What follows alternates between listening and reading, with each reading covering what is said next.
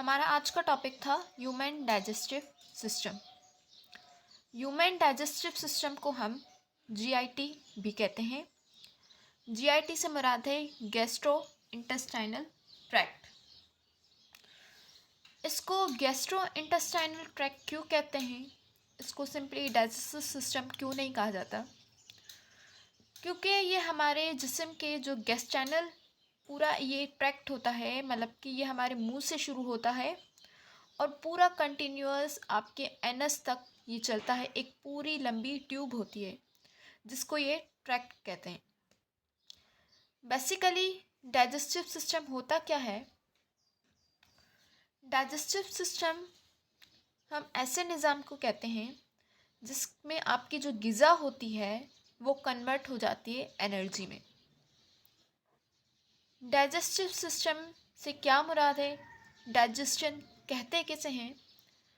तो डाइजेशन का मतलब ये होता है कि आप जो ग़िज़ा खा रहे हैं, आप जो फूड खा रहे हैं, उसका छोटे छोटे हिस्सों में टूट जाना और उसके बाद आपको उससे एनर्जी लेना, तो ये होता है डाइजेशन।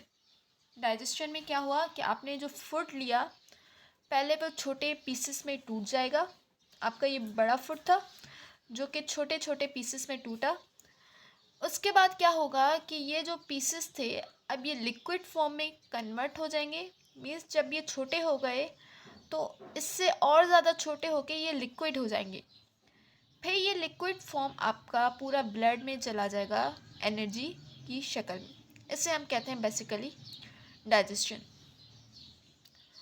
आपको सबको पता है कि हमारी जो ग़िज़ा होती है उसमें हमारे प्रोटीन्स होते हैं, कार्बोहाइड्रेट्स होते हैं, फैटी एसिड्स होते हैं। तो हम जो ये कार्बोहाइड्रेट्स खाते हैं तो ये कार्बोहाइड्रेट खाने के बाद ये हमारे कन्वर्ट हो जाते हैं ग्लूकोज में, क्योंकि कार्बोहाइड्रेट हमारे जिस्म को हज़म नहीं कर पाएगा क्योंकि ये बड़ा मॉलिक्यूल है। कार्बोहाइड्रेट हम तब हज़म कर पाएंगे जब ये कार्बोहाइड्रेट कन्वर्ट होगा ग्लूकोज में। इसी तरह प्रोटीन्स जो हैं वो बहुत ज़्यादा बड़े हैं। ये प्रोटीन तब हमारी बॉडी एब्जॉर्ब करेगी, तब डाइजेस्ट करेगी जब ये कन्वर्ट होंगे या टूट जाएंगे उसके सिंपल फॉर्म में, जिसको कहते हैं अमाइनो एसिड, जो कि प्रोटीन का सिंपल फॉर्म है। उसके बाद हम फैट्स खाते हैं, चर्बी वाली चीज़ें, ऑयल, ये हमारा कन्वर्ट होगा फैटी एसिड्स में। तो ये सारी चीज़ों की जब तक कन्वर्जन नहीं होगी, मीन्स जब तक ये टूटेंगे नहीं अपने मैक्रो मॉलिक्यूल से, मैक्रो से मुराद है बड़े मॉलिक्यूल से छोटे मॉलिक्यूल में, जब तक ये ना टूटें हमारी बॉडी इनको एब्जॉर्ब नहीं करेगी। तो एज यू नो, जैसे आपको मैंने कहा कि जीआईटी एक लंबा ट्रैक्ट है, तो जो हमारे मुंह से शुरू होता है और एनस पे ख़त्म होता है। हमारा माउथ फर्स्ट पार्ट होता है, माउथ के बाद आता है एसोफेगस, फिर स्टमक, देन स्मॉल इंटेस्टाइन, फिर लार्ज इंटेस्टाइन और एनस। ये था एक लॉन्ग ट्यूब जो आपके डाइजेस्टिव सिस्टम के पार्ट्स हैं या ऑर्गन्स हैं। इन ऑर्गन्स के अलावा कुछ एसेसरी ऑर्गन्स भी होते हैं जो कि डाइजेशन नहीं करवाते मगर डाइजेशन में हेल्पफुल होते हैं, उनकी मदद करवाते हैं कि ये ताकि आराम से डाइजेस्ट हो सकें। जैसे लिवर हमारा डाइजेस्टिव सिस्टम का पार्ट नहीं है मगर वो फिर भी डाइजेशन करवाता है। गाल ब्लेडर और पेंक्रियास, ये भी तीनों जो है हमारे एसेसरी ऑर्गन्स कहलाते हैं। अगर हम डायग्राम में देखें कि डाइजेशन का सिस्टम कैसे होता है, तो एज यू नो कि डाइजेशन होती है स्टार्ट माउथ से। माउथ हमारा फर्स्ट ओपनिंग होता है। दो ओपनिंग होती हैं हमारी बॉडी में, एक होती है माउथ जिसके ज़रिए ग़िज़ा हम खाते हैं, दूसरी होती है एनस जिसके ज़रिए ग़िज़ा जो डाइजेस्ट नहीं होती वो हम बाहर निकालते हैं। तो माउथ से हम फूड को इनटेक करते हैं, मीन्स फूड अपने अंदर डालते हैं, जो कि ये फूड फिर चल के एसोफेगस में आता है। एसोफेगस क्या है? माउथ के बाद एक लंबा ट्यूब होता है, जैसे इसकी मिसाल आप ऐसे ले लें, ये एक लंबा पाइप होता है जो कि मुंह से शुरू होता है और नस तक ख़त्म होता है। तो माउथ के बाद एक दूसरा पाइप है कनेक्ट, जिसको हमने नाम दिया एसोफेगस। तो इट मीन्स खाना खाने के बाद, हमारा खाना मुंह में लेने के बाद आपका खाना आएगा इस पाइप में, जिसको हमने कहा ईसोफेगस। फिर इसके बाद आएगा आपका खाना स्टमक में। ईसोफेगस के बाद आएगा खाना स्टमक में। इस डायग्राम में आपने देखा कि स्टमक जो है एक बैग लाइक स्ट्रक्चर होता है, जो कि ईसोफेगस के बाद होता है। स्टमक क्या है? एक बैग लाइक स्ट्रक्चर होता है जो कि ईसोफेगस के बाद शुरू होता है। स्टमक से पहले आपके एसेसरी ऑर्गन्स होते हैं, जैसे आपको मैंने बताया लिवर, गाल ब्लेडर, और ये होता है पेंक्रियास, जो पत्ते की शक्ल का होता है। पेंक्रियास होता है इस तरह से पत्ते की शक्ल का। तो ये आपके 3 एसेसरी ऑर्गन्स हो गए जो स्टमक के इर्द गिर्द ही होते हैं। लेफ़्ट साइड पे होता है स्टमक, राइट साइड पे होता है लिवर। लिवर के अंदर होता है गाल ब्लेडर, और स्टमक के पास ही होता है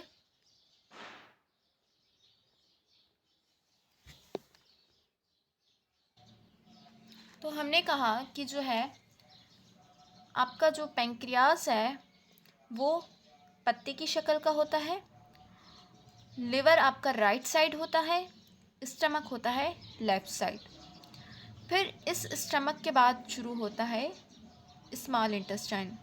ये जो आप एनवॉल्वमेंट देख रहे हैं, ये कवर देख रहे हैं, या फिर आप इसको पाइप कह सकते हैं, ये कहलाता है स्मॉल इंटेस्टाइन। स्मॉल इंटेस्टाइन के बाहर होता है आपका लार्ज इंटेस्टाइन। उसके बाद लास्ट में होता है एनस, जिसके थ्रू हम फूड को बाहर निकालते हैं। फूड आपको पता है हम माउथ के थ्रू अंदर लेते हैं। अब ये डाइजेस्ट कैसे होता है, इन ऑर्गन्स का काम क्या है, इन ग्लैंड्स का क्या काम है, तो ये हम पढ़ते हैं। पहले था हमारा माउथ। माउथ के अंदर हमारे टीथ होते हैं, दूसरे होते हैं सिलेवरी ग्लैंड्स। आपको कल मैंने टॉपिक में ग्लैंड्स का बताया था कि ग्लैंड्स उससे कहते हैं जो कोई ना कोई चीज़ सीक्रेट करे या प्रोड्यूस करे। तो माउथ के अंदर हमारे होते हैं सलाइवरी ग्लैंड्स। इन सलाइवरी ग्लैंड्स का काम ये होता है कि जो हमारे मुंह में सलाइवा थूक पैदा होती है, ये इसको सीक्रेट करते हैं मुंह में। हमारे मुंह के अंदर जो सलाइवा या थूक बनती है वो ये सलाइवरी ग्लैंड्स सीक्रेट करते हैं, क्योंकि ग्लैंड्स का काम यही होता है कि वो कोई ना कोई चीज़ सीक्रेट करें लिक्विड की शक्ल में। तो माउथ के अंदर एक तो सलाइवरी ग्लैंड्स हैं और दूसरे हैं टीथ। जैसे हम माउथ के अंदर फूड को डालते हैं तो फूड की स्मेल सलाइवरी ग्लैंड्स सेंस कर लेते हैं। फिर क्या होता है कि हमारी जो डाइजेशन प्रोसेस है वो शुरू हो जाता है माउथ से। माउथ आपकी फर्स्ट ओपनिंग होती है। उसके बाद आपने जब मुंह में खाना लिया तो हमारे जो मुंह के अंदर टीथ प्रेजेंट हैं, दांत प्रेजेंट हैं, जो कि 32 होते हैं, वो उनको चबाएंगे। चबाने से क्या होगा कि आपका जो फूड था अब वो छोटे पीसेस में कन्वर्ट होगा। आपका जो फूड था अब वो छोटे पीसेस में कन्वर्ट होगा। उसके साथ एक और काम ये होगा कि आपके जो सलाइवरी ग्लैंड्स मुंह के अंदर मौजूद थे उनमें से सलाइवा निकलेगा। अब ये सलाइवा मिक्स हो जाएगा आपके फूड के साथ। फूड कौन सा? जो आपने मुंह में लिया खाने के लिए। पहले क्या हुआ कि आपके दांतों ने उसको छोटे पीसेस में कन्वर्ट कर दिया। उसके बाद क्या हुआ कि आपके जो सलाइवरी ग्लैंड्स थे उसने क्या किया कि उसने सलाइवा निकाला, मीन्स थूक निकाली जो लिक्विड फॉर्म में थी, वो इस खाने के साथ मिक्स हो गई। आपको पता है कि पानी क्या करता है, चीज़ों को नरम कर देता है। तो इसी तरह सलाइवा आपका लिक्विड है, पानी है, उसके अंदर कुछ एंजाइम्स भी होते हैं तो ये सलाइवा क्या करेगा, फूड को नरम कर देगा। अब ये फूड क्या होगा, निगलने लायक हो जाएगा, क्योंकि आप सख्त जो आप मुंह में लेते हैं वो आप निगल नहीं सकते डायरेक्ट। जब तक आप उसको मुंह में चबाएं ना, उसको मिक्स ना करें सलाइवा के साथ, वो आपका फूड नीचे स्वॉलो नहीं होता। उसके अलावा एक और प्रोसेस यहाँ पे होता है कि यहाँ पे एक और चीज़ की डाइजेशन होती है, क्योंकि मैंने आपको कहा कि डाइजेशन मुंह से शुरू होती है। अब यहाँ पे फ़िलहाल डाइजेशन नहीं हुई, मगर यहाँ पे क्या होता है कि डाइजेशन शुरू होती है। यहाँ पे आपने जो कार्बोहाइड्रेट खाए, आपने जो मीठी चीज़ खाई, कोई भी टॉफ़ी हो गई, कोई भी स्वीट मिठाई हो गई, आपकी डेजर्ट्स हो गई, वो जो आप कार्बोहाइड्रेट वाली चीज़ मुंह में लेते हैं वो यहाँ पे डाइजेस्ट होती है माउथ में। माउथ में आपके डाइजेस्ट होते हैं कार्बोहाइड्रेट। कार्बोहाइड्रेट से मुराद है कि आपके जो कार्बोहाइड्रेट आपने मुंह में लिए वो कन्वर्ट हो जाएंगे ग्लूकोज में। तो पहली डाइजेशन कहाँ हुई, माउथ में। माउथ में क्या डाइजेस्ट हुआ, आपकी कार्बोहाइड्रेट। कार्बोहाइड्रेट कन्वर्ट हो गए ग्लूकोज में। जैसे आपके कार्बोहाइड्रेट ग्लूकोज में कन्वर्ट हो जाएंगे, आपको एनर्जी मिलना शुरू हो जाएगी। तो ये डाइजेशन हो गई मुंह में कार्बोहाइड्रेट की। फूड भी आपका निगलने लायक हो गया, टीथ के थ्रू उसने चू किया और सलाइवा के थ्रू उसने फूड को सॉफ्ट कर दिया। उसके बाद अब ये फूड आएगा, फूड को हम निगलेंगे, मीन्स आपके थ्रॉट में जाएगा। थ्रॉट के बाद आपकी ये फूड जो आपने पीछे ईसोफेगस देखा, ये जो ईसोफेगस आपने ये देखा, अब ये फूड माउथ से आएगा इस ईसोफेगस। तो सेकंड क्या थी आपकी, ईसोफेगस। ईसोफेगस क्या करेगा, फूड को रिसीव करेगा माउथ से। उसके बाद क्या होगा कि ईसोफेगस से ऊपर आपकी दो नालियाँ होती है, मुंह से आपकी दो नालियाँ शुरू होती है। एक होती है ईसोफेगस जो खाने की नाली जिसे हम कहते हैं, दूसरी होती है ट्रैकिया जिसके थ्रू हम सांस लेते हैं, वो आपका रेस्पिरेटरी सिस्टम में आ जाता है। दो नालियाँ निकलती हैं, एक सांस की नाली जिसको ट्रैकिया कहते हैं या फिर विंड पाइप, दूसरी होती है ईसोफेगस जिसको हम खाने की नाली कहते हैं। तो खाना खाएंगे तो फूड आएगा ईसोफेगस में, क्योंकि ये खाने की नाली है। इससे पहले आपका एक ढक्कन होता है जिसको कहते हैं एपिग्लोटिस। एपिग्लोटिस क्या होता है कि ये जो आपका ईसोफेगस था, यहाँ पे एक ढक्कन मौजूद होता है, क्योंकि यहाँ पे साथ में सांस की नाली भी होती है ना। तो इस ढक्कन जो एपिग्लोटिस था, इसका काम ये होता है कि जब आप खाना खाते हैं तो ये कवर कर देता है इस ट्रैकिया को, जो सांस की नाली है उसके ऊपर ढक्कन चढ़ा देता है ये एपिग्लोटिस। एपिग्लोटिस एक कवर है, ढक्कन है, ये इस तरह से होता है लिड लाइक। तो ये ढक्कन चला जाता है इस ट्रैकिया के ऊपर। इसकी वजह ये है कि आप जब खाना खाते हो तो ये खाना आपकी कहीं सांस की नाली में ना चला जाए, इस वजह से ये जब आप खाना खाते हो तो ये सांस की नाली को बंद कर देता है। तो ये था एपिग्लोटिस और ट्रैकिया। फिर जब आप सांस लेते हो तो ये एपिग्लोटिस होता है आपकी खाने की नाली के ऊपर। इसकी वजह यह है कि आपको चॉकिंग ना हो जाए। चॉकिंग यही कहते हैं कि आपका जो फूड है, चॉकिंग उसे कहते हैं कि आपका जो फूड है वो सांस की नाली में चला ना जाए। तो उससे बचने के लिए ये एपिग्लोटिस मौजूद होता है ट्रैकिया के ऊपर। फिर इस एसोफेगस में आपकी एक मूवमेंट होती है, मूवमेंट से मुराद है ये विंड पाइप है ना आपका, एसोफेगस है। इस एसोफेगस में इस तरह से छोटे छोटे आपके बाल कह लें, सिलिया कह लें, इस तरह से होती है। ये क्या करता है, ये आपको फूड आता है ना इस तरह से, फिर ये थोड़ी सी मूवमेंट करके ये फूड को नीचे करता है। इनकी मूवमेंट ये ऐसे ऊपर होते हैं, कभी नीचे होते हैं। मीन्स इस बालों की, इस सिलिया की मूवमेंट की वजह से फूड क्या होता है, ऊपर से नीचे आता है। इस मूवमेंट को कहते हैं पेरिस्टाल्सिस। पेरिस्टाल्सिस क्या होती है? ऐसी मूवमेंट फुट की, ऐसी मूवमेंट जिसमें आपका फुट जो है ऊपर से नीचे आए, ऊपर से जिसमें फुट नीचे आए उसको कहते हैं पेरिस्टाल्सिस। ये एक मूवमेंट के थ्रू होता है जो आपके सिलिया करते हैं। सिलिया प्रेजेंट होते हैं आपके इस एसोफेगस में, छोटे छोटे बाल की तरह होते हैं। फिर आपका फूड आ गया एसोफेगस में। अब एसोफेगस से जाएगा ये फूड स्टमक के अंदर। स्टमक से पहले क्या होता है कि यहाँ से स्टमक शुरू होता है ना आपका, यहाँ पे एक स्पिंचेंटर होता है। स्पिंचेंटर से मुरादे एक दरवाज़ा होता है।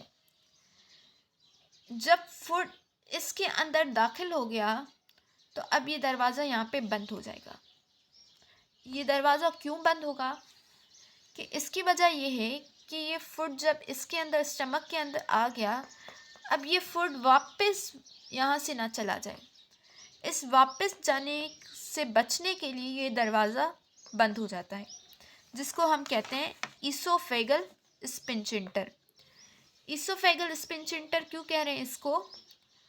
क्योंकि ये ईसोफेगस के बाद है। ईसोफेगस के बाद है। स्पिंचेंटर कहते हैं दरवाजे को। इसकी रीज़न क्या है? इस कि ये बैक फ्लो करता है, बैक फ्लो से बचाता है कि फूड आपका वापस, जो आपने खाना खाया जो आपका स्टमक में आया, अब ये वापस ईसोफेगस में ना चला जाए। इससे बचने के लिए ये स्पिंचेंटर मौजूद होता है। अब आपका खाना आ गया स्टमक के अंदर। स्टमक आपका लेफ़्ट साइड होता है, जैसे मैंने आपको पहले बताया, और ये बैग की शक्ल का होता है, एक थैलेनुमा होता है, थैलेनुमा होता है। इसके अंदर लाइनिंग्स होती हैं, इसके इर्द गिर्द सेल्स होते हैं, ये पूरे बैग की इर्द गिर्द लाइनिंग पे, जो कि कुछ एंजाइम्स, कुछ सीक्रेशंस, कुछ केमिकल्स और कुछ एसिड प्रोड्यूस करती हैं, जिसका काम ये होता है कि फूड को डाइजेस्ट करवाना। तो स्टमक एक एसिड प्रोड्यूस करता है जिसको कहते हैं HCl, हाइड्रोक्लोरिक एसिड। इस एसिड का काम ये होता है कि आपको पता है एसिड मीन्स कोई भी चीज़ जला देता है, ख़त्म कर देता है। क्या होता है कि सम टाइम आप कुछ ऐसी अननेसेसरी चीज़ें खा लेते हैं, टॉक्सिक चीज़ें खा लेते हैं, जहरीली चीज़ें, जो आपका मैदा या आपका जिस्म हज़म नहीं कर पाता, जो आपके जिस्म के लिए नुकसानदेह। तो जैसे वो फूड इस स्टमक के अंदर आता है तो ये HCl प्रोड्यूस होता है। आपके जिस्म आपकी ग़िज़ा के अंदर जितने भी जहरीले मादे हैं जो आपके लिए जो है नुकसानदेह हैं, उनको ये किल करता है, क्योंकि ये एसिड है। एसिड का काम होता है किसी चीज़ को मारना, किल करना, तेज़ाबियत है, जला देना, साड़ देना। तो ये HCl इस स्टमक के अंदर क्या करता है, आपके फूड को के अंदर जो भी टॉक्सिक चीज सब्सटेंसेस हैं उनको किल कर देता है। उसके बाद फूड आ जाता है स्मॉल इंटेस्टाइन में। स्मॉल इंटेस्टाइन क्या है? आपका एक लॉन्ग ट्यूब है जो 22 फीट होता है लॉन्ग।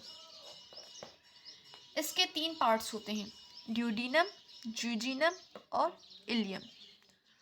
ड्यूडीनम पहला पार्ट है, जूजिनम दूसरा, इलियम तीसरा। ये होता है पूरा स्मॉल इंटेस्टाइन, जिसके 3 हिस्से हैं। अब इस स्मॉल इंटेस्टाइन से पहले भी यहाँ पे स्पिंचेंटर होता है, जो कि प्रिवेंट करता है कि ये फूड वापस स्टमक में ना चला जाए,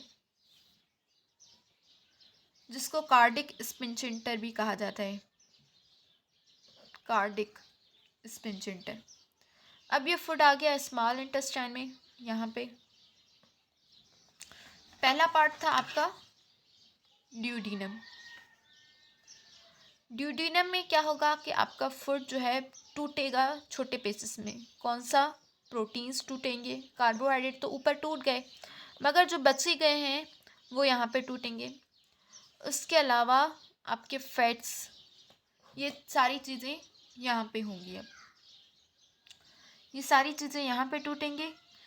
आपके जो प्रोटीन्स थे, कार्बोहाइड्रेट थे और फैट्स थे, इनके लिए यहाँ पे कुछ एंजाइम्स भी होते हैं, जैसे कि पेप्सिनोजिन, लाइपेस एंजाइम जो कि लिपिड की डाइजेशन करवाता है, पेप्सिन प्रोटीन की डाइजेशन करवाता है। तो यहाँ पे कुछ एंजाइम्स होते हैं, सीक्रेट होते हैं, जो कि इन प्रोटीन्स, फैट्स और लिपिड्स, कार्बोहाइड्रेट की डाइजेशन करवाते हैं। देन ड्यूडिनम के अंदर क्या हुआ, आपकी ब्रेक डाउन हुआ फूड का। ये प्रोटीन किस में टूट गए, अमाइनो एसिड में, कार्बोहाइड्रेट ग्लूकोज में, फैट किस में हुए, फैटी एसिड में। देन फूड आएगा आपका अब जूजिनम में और इलियम में, जो कि दूसरा और तीसरा हिस्सा है स्मॉल इंटेस्टाइन का। इस जूजिनम और इलियम के अंदर विलाय होते हैं। विलाय इस तरह से होते हैं, फिंगर लाइक प्रोजेक्शंस होते हैं, उंगली की तरह होते हैं। ये पूरे स्मॉल इंटेस्टाइन में होते हैं। ये विलाय का काम क्या होता है कि आपका जो फूड अब ये ब्रेक डाउन हुआ, इनको एब्जॉर्ब करना, क्योंकि इसके अंदर नर्व्स, वीन्स होती हैं इसके अंदर, जो कि फूड को एब्जॉर्ब करती हैं। फूड की एब्जॉर्प्शन कहाँ हुई, जो आपकी न्यूट्रिशंस हुई उसकी एब्जॉर्प्शन कहाँ हुई, जूजिनम और इलियम किसने करवाई, विलाय ने। विलाय, VILLI, विलाय ने, जो कि आपके स्मॉल इंटेस्टाइन के अंदर मौजूद होते हैं। इसका काम ये होता है कि आपका जो फूड डाइजेस्ट हुआ, अब ये लिक्विड, सेमी सॉलिड से लिक्विड में हुआ, क्योंकि फूड आपने खाया था वो सेमी सॉलिड हुआ। सेमी सॉलिड से मुराद है आपके मुंह के अंदर उसने नरम हुआ, फिर छोटे छोटे पीसेस में, उसके बाद अब ये स्मॉल इंटेस्टाइन में लिक्विड की शक्ल में आ गया। अब ये लिक्विड जाएगा आपके ब्लड स्ट्रीम में और आपको एनर्जी देगा। देन आपका है उसके बाद लार्ज इंटेस्टाइन। लार्ज इंटेस्टाइन के फिर 3 पार्ट्स होते हैं। पहला होता है कॉलोन, रेक्टम, एनस। कॉलोन के 4 पार्ट्स होते हैं, असेंडिंग, डिसेंडिंग, फिर 2 और हैं, ये 3 होते हैं, असेंडिंग, डिसेंडिंग और सेमी कॉलोन। तो कॉलोन के पास फूड आया,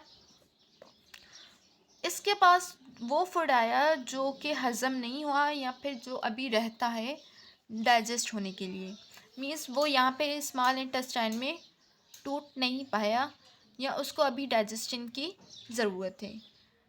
अब इस लार्ज इंटेस्टाइन में क्या होगा कि वहाँ पे कुछ बैक्टीरिया मौजूद होते हैं। इन बैक्टीरिया का काम क्या होता है कि जो फूड आपका ऊपर डाइजेस्ट नहीं हो सका, अब ये लार्ज इंटेस्टाइन में बैक्टीरिया इसको तोड़ेंगे और जो आपके बचे हुए न्यूट्रिशंस हैं उनको तोड़ेंगे और उनसे एनर्जी लेंगे। उसके अलावा यहाँ पे एक और काम होता है कि यहाँ पे वाटर की रीअब्जॉर्प्शन होती है। आपका जो पानी फूड के अंदर था उसकी सारी रीअब्जॉर्प्शन कहाँ होती है, आपके लार्ज इंटेस्टाइन में। फूड की रीअब्जॉर्प्शन हुई स्मॉल इंटेस्टाइन में, वाटर की कहाँ हुई, लार्ज इंटेस्टाइन में। फिर यहाँ पे क्या होता है कि यहाँ पे जो है एक विटामिन बनता है जिसको कहा जाता है विटामिन के। आपके लार्ज इंटेस्टाइन के अंदर एक विटामिन बनता है जिसको कहा जाता है विटामिन के। 3-4 चीज़ें होंगी यहाँ पे। एक तो आपका जो बचा हुआ खाना था वो यहाँ पे ब्रेक डाउन हुआ, किसने करवाया, बैक्टीरिया ने। दूसरा वाटर की रीअब्जॉर्प्शन हुई। तीसरा यहाँ पर एक विटामिन बनता है जिसको कहते हैं विटामिन के। जैसे हमने प्रीवियसली पढ़ा कि विटामिन के का काम क्या होता है न्यूट्रिशंस में, कि ये आपका जो ब्लड कहीं पे कट लग जाए उसको स्टॉप करता है, उसको जमा देता है। उसके अलावा यहाँ पे एक और काम ये होगा कि आपका वो फूड जो हज़म नहीं हुआ, वेस्ट प्रोडक्ट जिसे हम कहते हैं, जो डाइजेस्ट नहीं हुआ, ये यहाँ पे जमा होगा और स्टूल बनाएगा। स्टूल इससे कहते हैं जो आपका वेस्ट प्रोडक्ट बना मीन्स जो आपका फूड डाइजेस्ट नहीं हो सका, अब ये डाइजेस्ट फूड क्या होगा, इसको जिस्म से बाहर निकलना है, और ये बाहर तब निकलेगा जब ये स्टूल बनेगा। स्टूल तब बनेगा जब ये वेस्ट प्रोडक्ट क्या होगा, जमा होगा, और ये लार्ज इंटेस्टाइन इसको स्टूल की शक्ल में बना देगा। उसके बाद क्या हुआ, रेक्टम में ये स्टूल क्या होगा, स्टोर होगा। स्टोर मीन्स जब तक वो बाहर नहीं निकलता, टेम्परेरी यहाँ पे रेक्टम में स्टोर होगा। बना कहाँ पे, लार्ज इंटेस्टाइन के कॉलोन में। देन क्या होगा, एनस के थ्रू ये स्टूल बाहर निकल जाएगा, जो कि आखिरी हिस्सा है लार्ज इंटेस्टाइन का। फिर हमने ये देखा कि कुछ ये तो आपके थे ग्लैंड्स या ऑर्गन्स डाइजेस्टिव सिस्टम के। उसके अलावा कुछ एसेसरी ऑर्गन्स भी मौजूद होते हैं, जो हमने कहा पेंक्रियास, लिवर और गॉल ब्लैडर होते हैं। पेंक्रियास का काम क्या होता है कि आपके कुछ डाइजेस्टिव एंजाइम सीक्रेट करता है, जैसे कि प्रोटीन के डाइजेशन के लिए प्रो जो है आपके एंजाइम सीक्रेट करता है, पेप्सिन। लिवर का काम क्या होता है कि लिवर जो है आपके राइट साइड में मौजूद होता है। लिवर के अंदर एक ब्लेडर होता है, जिसको हम कहते हैं गॉल ब्लेडर। गॉल ब्लेडर का काम ये होता है कि आपके जो फैट्स होते हैं, चर्बी वाली चीज़ें, वो इतनी जल्दी से डाइजेस्ट नहीं हो पाती। तो ये लिवर के अंदर जो गॉल ब्लेडर मौजूद था, ये बाइल प्रोड्यूस करता है। बाइल एक लिक्विड होता है जो कि फैट्स की इमल्सिफिकेशन करवाता है। इमल्सिफिकेशन से क्या मुराद है, ये आपने फैट खाया, ये छोटे छोटे पीसेस में कन्वर्ट हो गया, लाइपेज एंजाइम ने इसको कन्वर्ट किया, जो कि स्मॉल इंटेस्टाइन में हो गया आपका। अब तक ये इस शक्ल में नहीं है कि ये हमारी बॉडी को एनर्जी दे सके। तो अब ये गॉल ब्लैडर क्या करेगा, बाइल सीक्रेट करेगा, इस जो फॉर्म थी फैट की, इसको और छोटे छोटे पीसेस में कन्वर्ट करेगा। अब ये इस लायक हो जाएंगी कि हमें ये एनर्जी दे सकें। इसको कहते हैं इमल्सिफिकेशन ऑफ फैट, मीन्स छोटे छोटे पीसेस में फैट को तब्दील कर देना। तो ये था ओवरऑल आपका डाइजेस्टिव सिस्टम। उसके बाद क्या होता है कि फर्स्ट क्या हुआ, आपकी इंजेस्शन होती है। इंजेस्शन कहते हैं खाना मुंह में लेने को, मुंह के थ्रू जो आप खाना अंदर लेते हैं उसको कहते हैं इंजेस्शन। फिर आपके माउथ के अंदर आप फूड की मिक्सिंग करते हैं, मिक्सिंग और मूवमेंट होती है। मिक्सिंग कैसे होती है कि आपके जो फूड के अंदर मुंह के अंदर सलाइवा होता है वो मिक्स हो जाता है, और मूवमेंट कहाँ पे होती है, आपकी एसोफेगस में, कि फूड क्या होता है माउथ से नीचे स्टमक में जाता है। स्टमक में क्या हुआ, एक पाथवे था, एक रास्ता था ईसोफेगस, जहाँ पे फूड की मूवमेंट हुई माउथ से स्टमक में। अब ये स्टमक आपकी कुछ सीक्रेट करेगा, जिसको हमने कहा HCl, हाइड्रोक्लोरिक एसिड, या कुछ एंजाइम्स। फिर डाइजेशन कहाँ पे हुई, आपके स्मॉल इंटेस्टाइन में, जो कि ड्यूडिनम में हुई पहले पार्ट में।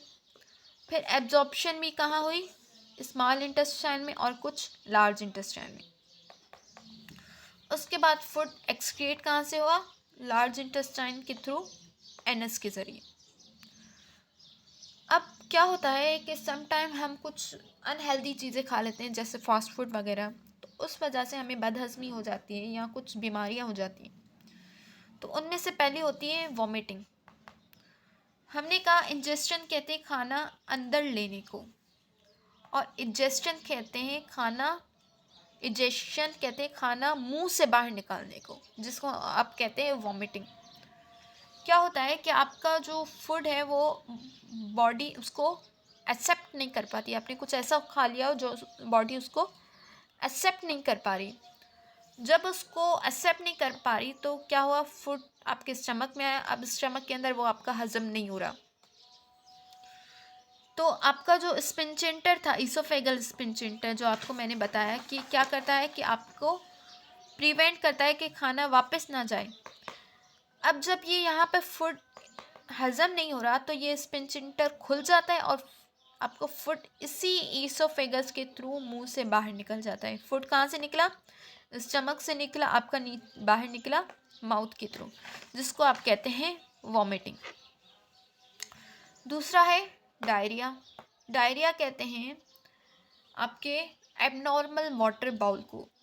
क्या होता है कि आपको कुछ बैक्टीरिया वगैरह की वजह से, कुछ अनडाइजेस्टेड फूड की वजह से आपको डायरिया हो जाते हैं, जिसको हम लूज मोशन कहते हैं, जो आपके अनडाइजेस्टेड फूड की वजह से होते हैं या आपने कुछ ऐसा खा लिया हो जिस वजह से डायरिया हो जाता है। एक और कंडीशन है जिसको कहते हैं कॉन्स्टिपेशन। कॉन्स्टिपेशन कहते हैं कब्स को। कॉन्स्टिपेशन मीन्स कब, जिसमें आपके फीसेस जो होते हैं, जो आपके लार्ज इंटेस्टाइन ने बनाए, वो जमा हो जाते हैं। जमा हो जाते हैं क्लस्टर की फॉर्म में और आप उसको बाहर नहीं निकाल पाते। इस कंडीशन को कहते हैं कॉन्स्टिपेशन। ये भी आपकी कुछ फाइबर्स वगैरह खाने की वजह से होता है। तो आज हमने पूरा पढ़ा कि डाइजेस्टिव सिस्टम क्या होता है, जीआईटी ट्रैक किसे कहते हैं, गैस्ट्रो इंटेस्टाइनल ट्रैक को। डाइजेशन से क्या मुराद है कि आपका जो ग़िज़ा है उसको छोटे फॉर्म में कन्वर्ट करना और उससे एनर्जी लेना। फिर हमने देखा कि आपके कार्बोहाइड्रेट टूटते हैं ग्लूकोज में, प्रोटीन टूटते हैं अमीनो एसिड में, फैट्स टूटते हैं फैटी एसिड में। फिर हमने ये देखा कि डाइजेशन कहाँ से शुरू होती है, माउथ से, और ख़त्म कहाँ होती है, एनस पे। ये एक लॉन्ग ट्यूब होता है जिसको हम कहते हैं गैस्ट्रो इंटेस्टाइनल ट्रैक्ट, जो कि मुंह से शुरू होता है और एनस पे ख़त्म होता है। माउथ के बाद आता है ईसोफेगस। ईसोफेगस के पास स्टमक, फिर small intestine, then large intestine, फिर एनस। फिर हमने ये देखा कि कुछ एक्सेसरी ऑर्गन्स होते हैं जिसको हमने कहा लिवर, गाल ब्लैडर, पेंक्रियास, जो कि डाइजेशन में मदद करवाते हैं। खाना हमने मुंह में लिया, वहाँ पे सलाइवा होते हैं जो सलाइवा प्रोड्यूस करते हैं, और टीथ प्रेजेंट होते हैं जो आपकी ग़िज़ा को च्यू करते हैं, चबाते हैं, और सलाइवा आपको उसको सॉलिड से थोड़ा सा नरम शक्ल में ले आता है। फिर फूड माउथ से आता है, यहाँ पे कार्बोहाइड्रेट की भी डाइजेशन होती है कुछ। फिर फूड आता है ईसोफेगस में। इस ईसोफेगस के ऊपर एक ढक्कन होता है जिसको हमने कहा एपिग्लोटिस, जो कि बचाता है कि फूड आपकी ट्रैकिया में ना चला जाए। ट्रैकिया कहते हैं सांस की नाली को, जिसको हम विंड पाइप भी कहते हैं। फिर उसके बाद फूड आ जाता है आपका ईसोफेगस में थ्रो पेरिस्टालसिस मूवमेंट। एक मूवमेंट होती है जो कि ईसोफेगस के अंदर होती है, जिसमें फूड आपका ऊपर से नीचे आता है स्टमक के अंदर। फिर स्टमक के अंदर HCl प्रोड्यूस होता है, कुछ एंजाइम्स होते हैं जो आपके फूड को डाइजेस्ट करवाते हैं। देन फूड आ जाता है, यहाँ पे एक स्पिंचेंटर होता है जिसको हम कहते हैं ईसोफेगल स्पिंचेंटर, जो आपको बचाता है कि आपका जो ग़िज़ा स्टमक में आई है वो वापस ऊपर ना चली जाए आपके ईसोफेगस में। देन आपका फूड यहाँ से HCl निकला। HCl ने क्या किया, आपके जो फूड में तेज़ाबियत थी, जो टॉक्सिसिटी थी, उसको ख़त्म किया। फिर आपका फूड आएगा स्मॉल इंटेस्टाइन में, जहाँ पे डाइजेशन हुई आपके ड्यूडेनम पार्ट में। फिर इलियम और ज्यूजिनम में एब्जॉर्प्शन होती है फूड की, क्योंकि स्मॉल इंटेस्टाइन के 3 हिस्से थे हमने देखा, ड्यूडेनम, ज्यूजिनम और इलियम। ड्यूडेनम में क्या हुआ, फूड की डाइजेशन हुई। इलियम और ज्यूजिनम में एब्जॉर्प्शन हुई। एब्जॉर्प्शन किसकी मदद से हुई, बिलिया, जो फिंगर लाइक प्रोजेक्शंस होते हैं इस स्मॉल इंटेस्टाइन के अंदर।